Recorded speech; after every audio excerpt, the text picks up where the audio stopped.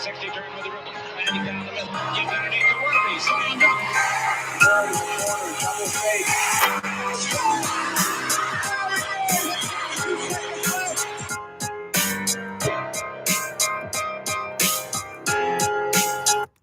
What's going on, guys? Welcome to Dime Dropper Premier League recap from across the pond, episode 2. Before we get started, please make sure to subscribe on all platforms at YouTube at Dime Dropper Podcast, Apple Podcasts, and then, of course, to follow me on all social media platforms at Spotify, Twitter, Instagram, TikTok, and Facebook.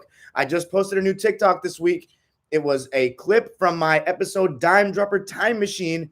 If you guys have not checked that out, please go check it out. I worked really hard on it. It only has it doesn't even have 300 views yet, guys. So get that video up to at least 500. Come on. These are the videos that my channel needs to be predicated on, actually educating people about the history of the game, not a fucking Eric Bledsoe trade. You know what I'm saying? That means nothing. But anyway, let's get down to business. Premier League Week 2. I'm telling you guys right now, I'm so excited for each and every game this season. The fans are back, and it's just reinvigorated me. And my love for the game, even though it never really died. But when I was in college, I just couldn't catch every game. And there's something I love, just like I am with the Clippers. I just love to be along the ride every single step of the way and know how everybody's doing. So I want to do that for the Prem this season, and of course, document it for the first time on this channel. So that's exactly what I'm going to do. I'm going to get to the live chat after. So let's start with Chelsea and Arsenal. So that was the big game of the weekend, the London Derby. And I expected 3 points because of the Arsenal game against Brentford and, of course, the way we've been playing and how good we are. And, of course, it was Big Rome's Chelsea return. And I have been waiting for this moment for 4 years. It's a literal dream come true to see Big Rome wear in the 9. I've supported him from the beginning. I've supported him even when he's gone to other clubs, including the disgusting red shirt of Man United that I had to endure watching him wear for 2 years. And now he's back home where he belongs. And boy, was he back. I mean, the first 10 minutes, Arsenal were actually going at us. I was thinking to myself, wow, it sounds loud in the Emirates. They're coming at us. They're going to really, they're pissed off about that Brentford result. This is a London derby. They don't need any motivation and kick up the ass. And the fans were giving it. The fans were giving him a lot of motivation. And they looked like they were about to be honest. I remember Nicola Pepe had a great run where he blew by 3 of our players. But just when Arsenal were putting that pressure on, we scored a goal, and the whole dynamic of the game changed. And the way we were able to get that goal, a couple of changes from the lineup from Super Tommy Tuchel. He took Chalobah out, which I thought was a little controversial because I thought Chalobah's been amazing, and he was great in the first game, great in the Super Cup. And we went with putting Dave Azpilicueta back in the back 3 and Reece James at right wing back. And as always with Super Tommy Tuchel, since he's taken over, you got to trust him because he knows what he's doing. And no N'Golo Kante again, he was on the bench. But I'll tell you what, when I think it was either Mason or Mateo Kovacic that played the ball out. Actually, no, I think it was Lukaku and this is the thing about Lukaku. He has improved so much over the years. There used to be a huge criticism of him. Oh, his first touch is bad. He's a little, he doesn't have the best control. He needs to improve with his back to goal. For a big guy like that, he's great in one-on-one situations, and he's great at dribbling the ball and great with his feet. But he's been decent at hold-up play, but people always took the piss out of him for his poor first touch, and there was so many memes for so many years. And, man, he is really – I think going to Italy has really helped. He really improved his game with his back to goal. He's such a complete striker. He'll come to midfield to get or I wouldn't say midfield, but he'll come 30 yards to get the ball. He'll come right top of the box to get the ball. He'll make runs. He'll be available for crosses. He's everything you want in a center forward, and he's in the prime of his career, and we just got him back for this prime, and that makes me the happiest fan in the world. I thought that Pablo Mari was getting posted up like it was Shaq in his prime by Lukaku. I mean, he was dragging him wherever he wanted to go on that pitch. He wanted to come get the ball 30 yards out. He came and got it, and he had Mari just shielded behind him. He couldn't get anywhere around him. And, and it's so important because Lukaku gets the ball, he controls it, and then players start running behind him, making runs in behind, running down the channels, and getting into the box. And Rome does a great job of turning. He has the ability to turn. He has the ability to pass back if he needs to and then go. And it's just having that proper number 9 that you can hold the ball up to and everybody runs behind and he takes up so much attention in the middle of the field is just it's a luxury that we didn't have last season. That was we were missing, and now we have it. And when he got the ball to feet, played it out back, and then all of a sudden started going, we got that whole right side of the pitch was wide open for us. And that comes down to the fact that Arsenal were playing a back four and we were playing our back five. And the way our team is set up, it really reminds me of that 2017 season with Antonio Conte, where we had a proper number 9 in Diego Costa. Now we have Romelu Lukaku, and we have five at the back. So we have wing backs, and that stretches the teams out. And when we have a Lukaku or a Diego Costa target man in the middle like that, it takes so much attention, takes the defense's attention, and then the wide areas start opening up. And that's exactly what happened. Kieran Tierney, the left back for Arsenal, was getting sucked back in to the middle to worry about Lukaku. And Reece James and Saka wasn't tracking back. And that was a lack of communication from Arsenal, a lack of organization of Saka and Tierney not communicating. And granted, Saka, I don't know why in tarnation Arsenal thought it was a good idea to give him a new contract, because he's been anything but quality since he showed up at Arsenal. He's not Arsenal quality. Let's put it that way. And the fact that they signed him to a new contract, oh my God, what terrible timing. The fact that they signed him to a new contract was a terrible decision in my opinion, because he's not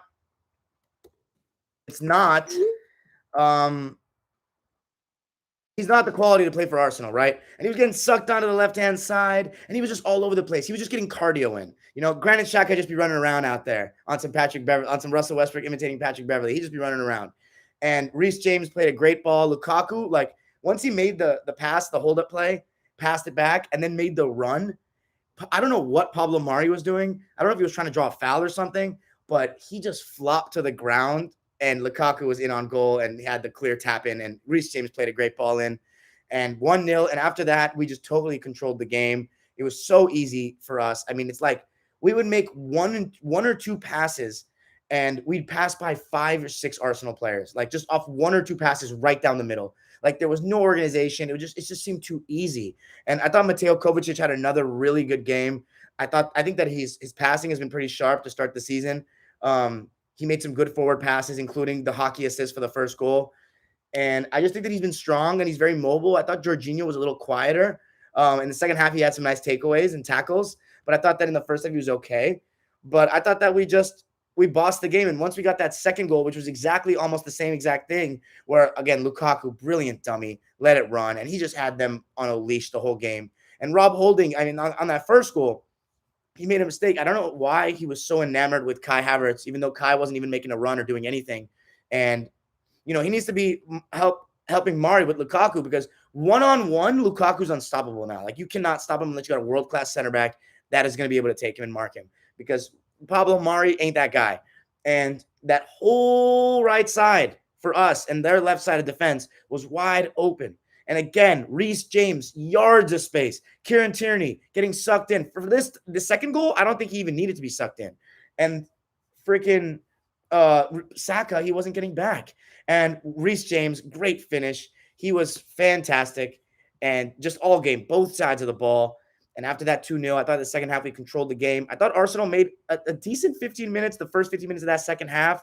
But Aubameyang came in, and he had COVID, so to get him back was big. But Arsenal were still missing a lot of quality players like Gabriel, who they really need back in the center of defense. I'm still not sold on Ben White. I thought he was poor last week. He was diagnosed with COVID, I believe, tested positive. I don't really think that he's the quality. Arsenal spent the most money of any team in the transfer window, and I just don't think that they spent it with quality players. They got a lot of young players. I think the only one that really has shown me something of worth is Sambi Lokonga. I thought he was one of the only players in the game that for Arsenal that actually played pretty well. He showed me his nice range of passing and the potential that he has.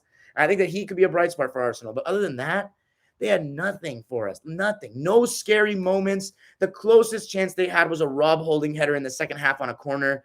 And I just think that we were very comfortable. It should have been 3-0. Bernd Leno made an amazing save on Rome. And what I love about Rome was he was so determined to get another goal. He wanted more. And that's the true number 9 that's hungry and ready to get a win. Or I'm sorry, to score goals and to win the league. And he hasn't done that in England. He hasn't won the league. So I think it's going to be, I'm just so happy to have him back. And I thought we bossed the game and it was so easy for us. And it's just, we're clockwork. Like Tommy Tuchel has come in. We all know where we need to be, all our players. They're all connected with one another. Azpilicueta, I mean, I thought he was at the end of his rope. Tommy Tuchel comes in, reinvigorates the guy, like revitalizes his game. And I think it's because Dave is so good as a center back in a back three. He's not a traditional center back in a back four. And I don't think he's a good right back in a back four because he's not a good crosser of the ball. And he's not very good going forward. He's better in defense. He's better communicating. And with that back five, it's like when we had Antonio, it unleashes Azpilicueta as the right-sided center back of that back five. And also shout out to Rudiger and Christensen, who held it down again for the second straight game. 180 minutes gone and 0 goals conceded. And that is what we want to see over here. And Edouard Mendy, he got called into action one time. And I think after this chance, it was when Aubameyang came in. He made a run. Lokonga made a through ball. And Mendy beautifully came off his line. And that was... After that, Arsenal didn't really have any other chances after that. I think it was very easy. And honestly, we could have had 3 if Hakim Ziyech hadn't been a little greedy on a little breakaway towards the end of the game. But 2-0, very comfortable. 6 points out of 6. We look like we are proper challenging this season for the title. I think we're taking it, guys. I have a feeling that this is the one where it's coming back. First time since 2017. And I'm ready. And I think we're going to compete for everything this season. Like, legit. I thought Alonso was great again. I thought Reece James was my man of the match. I thought he was so good on both sides of the ball. And I thought Mason was good too. I think he didn't have his best game, but I thought he was still good and lively. And if I'm not mistaken, he got the assist on the second goal. And then Kai Havertz, I thought was great too. He was involved in the second goal as well with some beautiful skill on the sideline with Alonso. And Kai just looked sharp. And Kai's going to be great this season. I think that after the Euro Cup, as I said last week, and the Champions League winning goal that he had, I think it's going to be great. So 2-0 for Chelsea. Best team in London. Ain't no doubt about that. Although shout out to Spurs getting another 1-0 win. Huge save by Hugo Lloris and stopping the potential draw from Adama Traore on the breakaway. And that's just big time. And Spurs, even with the Harry Kane drama going on, whether he's going to stay or go, to come out with 6 points, also 180 minutes gone by and 0 goals conceded for Spurs. So you got to give them credit as well. But yeah, and as for the Arsenal perspective, a lot of fans have been talking about Arteta in, Arteta out. I think they've given him a year. He finished 8th last year. And I just think that it's time. I mean, look, you gotta give him maybe a couple more weeks, but I just haven't seen any organization, any identity with Arsenal. I think they're all over the place. And I just don't think that, they keep regressing. And, I like Mikel Arteta as a player for Everton, but I just don't know if he's the guy. But as we've been talking about with Arsenal for years, the problem is much bigger than just the manager. They can sack Arteta all they want. That doesn't mean that they're going to finish top 4 or anything, even if they bring in a good manager. Their squad's not good enough for one. I thought that Smith Rowe was pocketed. I didn't even notice him in the game, and I thought he was one of their brighter players against Brentford. I didn't think he did anything. I thought that we held Saka and Pepe in check. I thought Martinelli did as much as I did in the game, and I didn't even play, obviously. Yeah, I thought Marty was shit. I thought Holding was pretty bad. Tierney's had 2 bad games in a row, and I thought that Cedric, who I think should actually keep playing, even though I thought he was very average, I think Cedric should keep playing, but Bernd Leno and Lokonga were like the only 2 players who I thought were not bad for Arsenal. I think that it's going to be a long season for them. They got Man City next, which is going to be even tougher potentially. It's going to be tougher. It's going to be at the Etihad. It's going to be a tough season for Arsenal for sure. I see 8th written all over it again. Maybe they can have a miracle change with a manager switch, but I don't think so. The squad's not good enough. The ownership does not give a shit. And it's Moneybag Stan, who has too much involvement in wanting to make the Rams a Super Bowl contender and not enough attention on the club that gives him the most money and the club that has the most fans, and that's Arsenal. So we'll take the win. Arsenal, 0 points out of the first 2 games to start the season. Very problematic. Let's go to Liverpool, though. Liverpool played against Burnley, and it was their first game back at Anfield, and you'll never walk alone. The fans, it was beautiful. It was a beautiful scene. They were back and loud. And I thought that Liverpool in the first half, I thought Burnley actually looked pretty decent in the first, very similarly to the Chelsea game. I thought they looked pretty good in those first 10 minutes. I thought Dwight McNeil, it really impressed me. Long strides, beating players and looking dangerous, getting some shots in. Allison dealt with everything very well, though. And then I think that Liverpool slowly started getting into their game. It was a great first goal. Simicast, who's come in for Andy Robertson on the left back position. I thought he's had some really lively, very impressive first two games. Great cross into the box. And Diogo Jota, awesome start to the season for him. 2 goals in 2 matches. Great header across the goal like that. Split half a chance, and he took it, and it was 1-0. And after that, Liverpool really controlled the game. And in the second half, I thought they were extremely dominant and, playing with pace.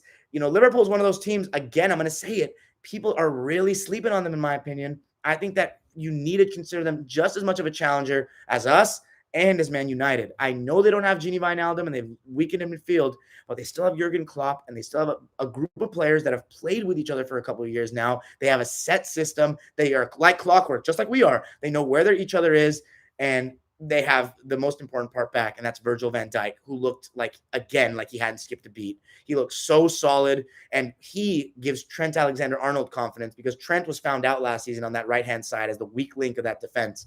And Trent has the ability to bomb forward more now, and he looked fantastic. He was my man of the match personally. I thought he was really good, looked dangerous going forward, made some great passes, dangerous balls into the box. And I just thought that Liverpool controlled the game and 2-3-0. I'm sorry, it was 2-0. They have the exact same goal difference as Chelsea going into the game against us next week. And 5 goals scored, 0 conceded. I thought Matip looked solid again, too. I thought Hendo was okay. It was good to have him back in the team if you're a Liverpool fan. But I thought Salah, again, was very good. I know he had a goal disallowed. And I also want to give a shout out to that Harvey Elliott kid on the right-hand side that started. I'd never seen him play a full game. He's only 18 years old, and he came in and played with confidence like he'd been playing for years. So that guy was bright. He could dribble, he could pass, just looked good technically. And Sadio Mane got the second goal. I think it was Trent Alexander-Arnold that got the assist. It just opened up easily for them. And it was a switch of play by Van Dijk, I believe, that opened it up. And Liverpool, they're dangerous. I don't think anybody should count them out. Bobby Firmino came in late, but it's also just going to be interesting to see if Bobby Firmino gets back in that starting 11 because Diogo Jota is a better goal scorer than him. And even though Firmino's probably the better overall player, if it ain't broke, don't fix it, right? And right now, Diogo Jota's banging in the goals. And I just thought overall, another good performance for Liverpool, a great start to the season for them if you're a Reds fan. And yeah, they're back. Let's go to Man City, who played Norwich, and they're bouncing back off that Spurs loss last weekend, and I thought they ended the game in 20 minutes. They clearly had a point to prove. They were on their necks from the first minute, all over them. I thought it was interesting to see Gabriel Jesus start on the right-hand side, and he killed it, absolutely killed it. Great cross for the first goal. It was an own goal, I believe. And then he also had an assist that was disallowed. Ferran Torres scored. Gabby Jesus picked it up. It was a foul that was called, I think, wrongly. I think he should have stood. I think it was a very ticky-tack foul. And after, then he got an assist to Jack Grealish, who got his first goal for Man City, and I thought he was good again. Everybody for Man City was good in this game because it was just so easy for them. I thought Kyle Walker also, I think it was the third goal where I think it was 2 goals, actually, the first and the third, where he got the hockey assist, the through ball in behind. Gabby Jesus made a great run behind the left back, and then he whipped in the ball. And it was met by Raheem Sterling, who came in off the bench to get a goal. And that could be big for his confidence because he didn't play very well last week against Spurs. And to get a goal, even though it was a tap-in, very similar to Lukaku's goal, that's good for his confidence. And I thought that Kyle Walker, I want to give a shout-out to Kyle Walker because, a lot of times defenders don't get the due that they deserve. Kyle Walker has been at City now for this is his 5th full season, but he's been there for 4 full seasons, and he's won the league 3 times as a member of City. And that's not a coincidence. He made a huge difference once he arrived. And I like Kyle Walker because even though I don't really root for City like that, I root for England, and he plays well for England in the tournaments. And for years, there's players that just choked on the national stage for the England team. And I thought Kyle Walker, he's just one of the best out there. And I thought any other standouts from the City game? I thought Gabby Jesus was easy man of the match. He got 2 assists. 5-0 drubbing. Riyad Mahrez even got on the score sheet, and it was just, you knew that was coming from City. I've now watched Norwich play 2 games. They've had a terrible start to the season in terms of who they've been matched up against. Liverpool the first match, and then City the second is as hard as it gets in this league. Are they going down? Right now, it looks like they're going to go down, but also it's a bad sample size because they've only played against the arguably two best teams in the league. So we'll have to see how they do against the smaller clubs. And then the last one to end it out before we get to the live chat, only 4 people because, again, right now we don't have a very much of a soccer fan base or football fan base. But I'm still going to just talk about what I fuck with. I'm not going to get here and talk about basketball right now because there's no real news to talk about. So I'm going to do what I want, and that's what I want to do. And we're going to get football fans and soccer fans over time. We're only going to build this program. So let's finish it off with Man United against Southampton. So Man United is a team that I really wanted to pay close attention to this season because I think that they have their best team since they won the league in 2013. I think that this game was the most confusing of all of them because I thought that it was very unclear to me. Like, I don't think that United played very bad. It was a 1-1 draw, but they definitely lacked that same energy and intensity that they had at Old Trafford last weekend. And I think that's partially because of the fans. And, I think that Southampton just played much better than Leeds did. And even from the beginning of the game, you could sense it was a pretty even match. Man United had possession, but they weren't creating many chances, whereas last weekend they were creating a lot of chances. And there was a couple switches. Ole Gunnar put Martial up front and moved Mason Greenwood to the right-hand side and took Dan James out, which I thought was a decent switch, even though I was thinking to myself, like, why not leave Greenwood up top because he played so well last weekend and then bring in Sancho to make his debut on the right-hand side? But he didn't do that. He stuck with he went with Greenwood on the right, Martial up the middle. And I just thought that, it was Southampton that scored first, and it was on a giveaway by Bruno Fernandes in his own half. And, in this league, no matter who you're playing, you really can't be giving the ball away in your own half. He wanted a foul, and he got a yellow card because of his petulance. But Bruno lost the ball. Maguire got opened up, let the shot get off, and it took a deflection off of Fred and went in. Nothing De Gea could do about it, and Southampton went up 1-0. And I think that, honestly, it wasn't like they didn't deserve it or anything like that. It was a very even game. Nobody had any clear-cut chances. United hit the crossbar on a set piece, but it wasn't a clear-cut chance by any means. I thought Pogba, though, again, was fantastic. And if you're a United fan, this is something we talked about last weekend on my show. Pogba is the key. And Pogba played great again. To see him play 2 matches in a row very well is exactly what you want to see from a United perspective. Can he keep it up, though, now for 10 games? You know what I'm saying? He was great, though. Looked great every time he touched the ball. Creative, making great forward passes. I thought Bruno wasn't as sharp as last week, but I thought he was good. I thought he still looked sharp. But other than that, though, like Anthony Martial, and I actually like Martial. I've always been a fan. But he's really just not taken a break, hasn't had really a breakout season since he's joined United. He hasn't really, to me, taken that next step where France is considering him regularly. He got snubbed from the World Cup team and he got snubbed from the Euro team, and that's not a coincidence. I don't think he's earned it. And he was quiet. He didn't look like he was involved in the game. It didn't look like he wanted to get involved in the game. Like when you look at Lukaku for us, he's coming up trying to get the ball. He's going up 30 yards to get the ball to feet. He's saying, yo, to feet. You see Lukaku. When you watch him play, you see he goes, he wants it up, he points to the sky. He wants it to feet, he says to feet. You can see him communicating with everybody. Even Antonio Rudiger was able to make a pass straight to Lukaku. That's also part of Arsenal just being wide open in midfield. But it just tells me that's a proper center forward that wants the ball. We always talk about midfielders need to make themselves available. Well, Lukaku wants to make himself available. And Martial was not. Martial, to me, was drifting right, drifting left, not looking confident with the ball. There was even one time where Luke Shaw, who I thought was pretty good, not great, but I thought he was pretty good because he made some decent passes. Luke Shaw passed the ball, Pogba and Luke Shaw, or I should say Pogba, makes a lot of these beautiful balls. Some of my favorite passes in soccer are the through balls that curl around the line of defense, the back four, where a player runs through the middle and gets onto it because it curls around the defender. And Shaw made a brilliant pass like that where he curled it around the right back and Martial got to it and he just kind of got it stuck under his feet. Didn't have the confidence to take a touch, move it, and, get a shot in. And I think that's just somebody who's not in form right now. And I also think that last weekend we saw United just with so much energy create so many chances, even playing with 2 defensive-minded midfielders in midfield with McTominay and Fred. And this weekend, McTominay picked up a little knock, so they put in one of my personal favorites, a Chelsea legend. I don't know about a legend, but a great Chelsea player for his time, Nemanja Matic, who's past it, though, I will say. And it was pedestrian midfield for United. And I think that was mainly the difference. I thought McTominay was really good last weekend, and I thought they missed him this weekend, even though he only played for like the last 20 minutes. I thought Nemanja Matic just was a little slow. I thought that, he's never had a right foot, but now when he's a little bit older, a step slower, not week in, week out at the top of his game like he was with us. It's just, it was a little slow from United. Just there was no energy, to me. I thought Southampton did a great job of defending and just being dangerous when need be. And I don't think after Pogba, I mean, the United equalized, and it was a pretty nice goal. And it was Pogba. It was absolute brilliance. Like just at the edge of the box, just, 3 Southampton shirts around him. And he still got the pass to Bruno, who passed it back to Pogba. And then he took the slightest of touches to get the ball to Greenwood, who took his chance. And it wasn't even a clear-cut chance. He just got the shot on target and it scored. Good for Mason Greenwood. 2 goals in 2 games to start the season for the youngster. That's big time. And Pogba, 5 assists in 2 games to start the season. That's got to be his best start to any Premier League season he's had. And that was brilliance from Pogba. I mean, just couldn't create.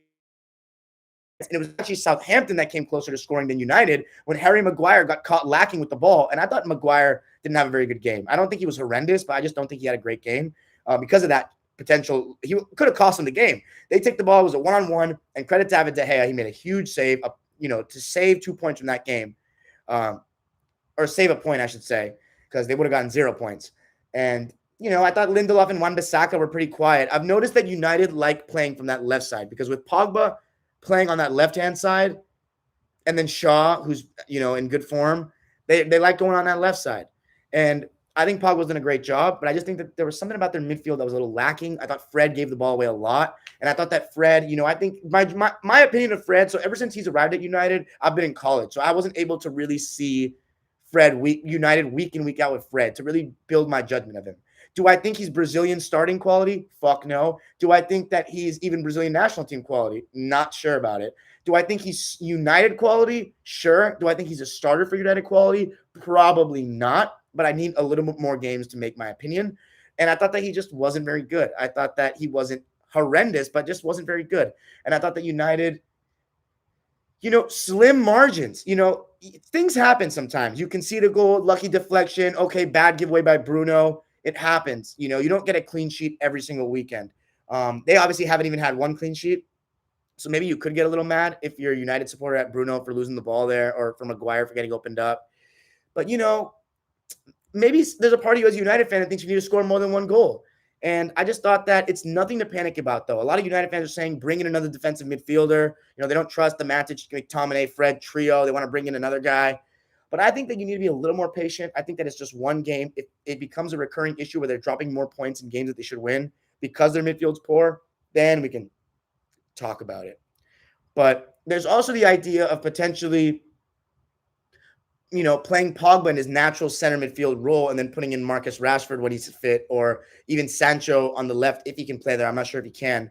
Or maybe Anthony Martial on the left, or even Mason Greenwood on the left. And then putting Pogba in the center so they can have a little more control in midfield. But, that's the job for Ole Gunnar to do. And I just don't think that the reason why I think that United is not going to win the league is because I think that their squad is great. And I think Chelsea, Liverpool, City, and them have a great squad. But I think that what they're lacking compared to those 3 teams is they have world-class managers, Klopp, Guardiola, and Tuchel. And I think that, I'm not saying Ole Gunnar is a bad manager, but I think that he was appointed because he's a club legend, not because he was a great manager. And I think that he's still a little when I watch United play, I see a work in progress. I don't see a team that knows where everybody's going to be at all times. Like they're ready to put this title charge on. I see a team that's a potential title challenger, not like Chelsea, Liverpool, and City. That's my opinion. Some may say Liverpool and United are closer than I say. I still think Liverpool are better. But anyway, points drop for United. You love to see it as a Chelsea fan, City fan, or any other fan. Liverpool, Spurs. Shout out to West Ham, by the way. 6 points out of 6 as well. I haven't watched one of their games yet, so I can't really talk about them. But Man United dropped points. Let me know what you think. If you're a United fan, and I know we have some that are subscribed to me, drop a comment. What do you think about the way you guys played? What needs to be better? Do you think it was that bad of a result? Is it anything to be worried about? Let me know. But that's it for my Premier League recap from across the pond. I hope a lot of you guys listen to this. If you're a soccer fan, if you're not, I'm not going to make you get into the sport. But if you are, see if you listen, see what you think what I'm saying, man. I'm really trying to watch every game just because I want to. And then, of course, why not share it with the people? Now we're going to go to the live chat with the subscribers. Peace out, and let me know what you thought. All right, guys. Sorry about that. Let's see if people start rolling in. Damn, there's something sensitive about my mic lately. Anything, guys? There's only 4 people. I guess when I talk about soccer, no one cares. But we're gonna have to build. We're gonna have to build. We can't get discouraged, right? Super Jack Grealish, best Premier League. Best Premier League what, man? He ain't the best Premier League nothing.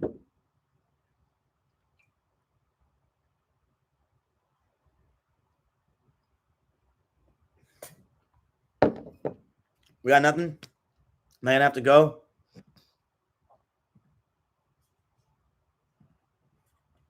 What's up, Armin Mina?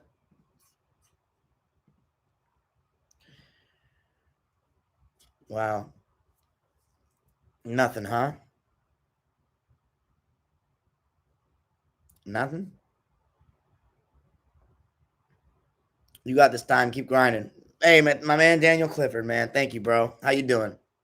Yo, listen.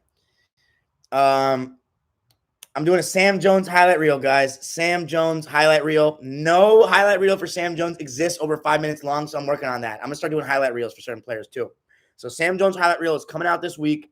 And I'm gonna try to get guests on. I don't have a current guest episode filmed yet, but we got Dime Dropper Time Machine, Kareem Abdul-Jabbar, first game coming up very soon. So I'm super excited to bring you guys that. We get to Kareem's career now. Kevin Gates, best song for you? I like Really Really is my favorite probably. All my diamonds shine like they really bond. Yeah, that's right. I'm great, bro. How are you? I'm solid, bro. Daniel Clifford, bro. 6 points out of 6. You know I'm doing well. I'm always doing well when Chelsea's winning. Y'all don't understand. The only team besides the Clippers I watch week in, week out. Oh, the Rams too, of course. There's only 16 games, but it's Chelsea. I watch every game. So, like, I'm a big fan. Leo? Oh, check out Pesarahub. Join the chat. Sorry. I'd love to stay, but I got to do homework. Definitely got to rewatch when I'm done. Still a W, in my opinion. In my opinion, Maniac Lane. Daniel. Time Machine episode 2, baby. Yes, sir, Daniel. Yes, sir. Man. Yo, you know who I was just with, Natalie? Leo. What up? Yes, sir. I saw Aaron Gayoum on the streets today. Take it off. Oh, you wanna take it? These guys don't get the jokes, man. They don't know I know you in person. But only 9 heads, huh? I'm gonna give it till 40 minutes. See if you guys get anybody in here. Where's Jonah? Where's the Jonas brother, huh? Nathan or Leo? I keep calling you fucking Nathan.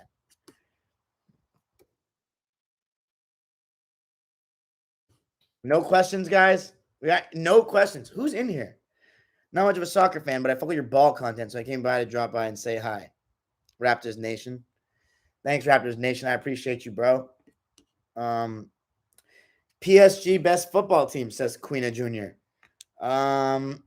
We'll see about that. They can't ever win the Champions League, it seems. So that's the only way they get judged because La Liga is too easy for them. Too easy.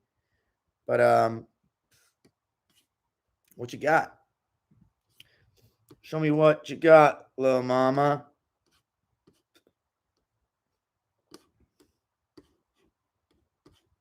Anything, guys? Oh, I do have a question. Go for it. Go for it, baby. For me. I don't know why. Nothing? Yo, Dime. You like Nathan, no? That's the YouTuber. Yo, Dime. Been watching since Clippers rant. Nothing but positive energy to you love in the channel for all sports. Love from Chicago. Thanks, Rags to Bitches. Yo, Rags to Bitches, are you a Bulls fan? I love Chicago. That's my second favorite city in the United States. I want to go back. I want to go back to Chi-Town, the Windy City. Got to get my ass over there. I've never been to a Bulls game. So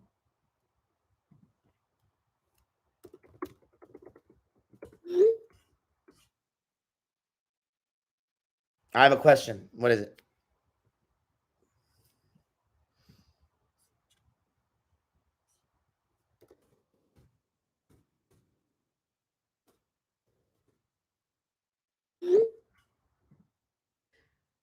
She's good actually. I was just with her. Nathan. I was just with her. We saw Aaron Gayoum on the street. Anything else? No questions. I love it.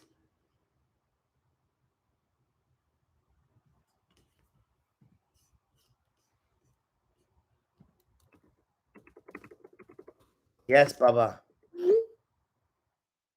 Harry Kane, Man City future. Interesting. Yeah, probably, right? Bulls fans till I die. Yes, sir. Is Kevin Durant the best player in the NBA? Yes, I think he is. I was so excited to join. What, the chat?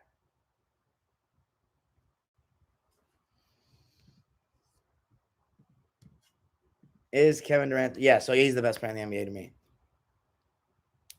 Man, this is so dry, bro. 7 people. I'm still gonna do this though. I'm still gonna go live every weekend just to talk about the Premier League. I'm going to, and it's gonna be NFL too. Once the Rams start, I'm gonna just talk about the Rams though.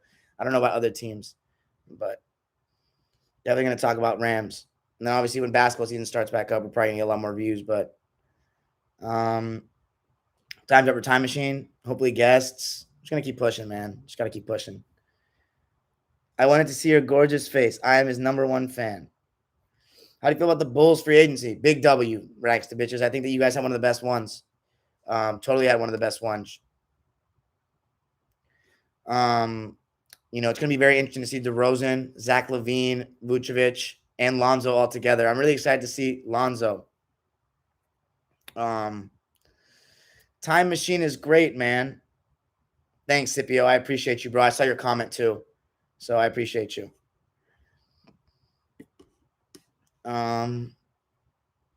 Yeah. Any other questions, guys? Bulls. I'm gonna be focusing on the Bulls a little bit, like in the start of the season, like as one of the main teams. There's not gonna be anything such as dime dropper teams anymore this season, though. It's just Clippers and Lakers, and then a little bit of Celtics, and then Warriors and Bulls will be focused on a little bit in the beginning, and then everyone else is the same. I still have nightmares of Tory Lanez playing bench ball with Alexa. You know that they broke the curse the last day of camp, Nathan? Wait, what's up, Raptors Nation? You think PG can be a serious MVP candidate this year with Kawhi out? Yeah, I do actually. I do think he can have. This is the best year he's gonna get to try to win MVP. Yes, Nathan. The way you spell it is funny. I don't think there's an E at the end, man. It's just her name with the R after. When will the Time Machine discuss Kareem Abdul-Jabbar and the hook? Next episode, actually. Next episode. I saw Jason walking, Nathan, or Leo. You saw Jason Schreiberg? Where's Schreiberg at? He needs to be in this stream. I have him finishing top 5 in voting next season. I have Luka winning it, though. Fair enough. Will Cade be leading Pistons, or is it still Jeremy's team? Oh, my goodness. I don't know, man. That team's trash, so it can be Cade's, it can be Jeremy's. Doesn't matter. Kobe Goat. All right, y'all. I think that's enough for today because we just don't have much clientele, and I want this video to get as many views as possible. And the shorter the video, the more the views. What is Kawhi? Oh, fuck. I forgot to say. I should have said it in my episode, but shout out to Kobe. Happy birthday. 43 years old, watching above us all. Bill Russell. Sadly, I'm done with his career, though, Nathan. Have a good night, Raptors Nation. Be easy, guys. But yeah. All right, guys. Peace. Please don't end. Sorry, Nathan. There's not enough Leo. There's not enough people here, man. I need to try to maximize the view count. Leave a like. Subscribe. Peace.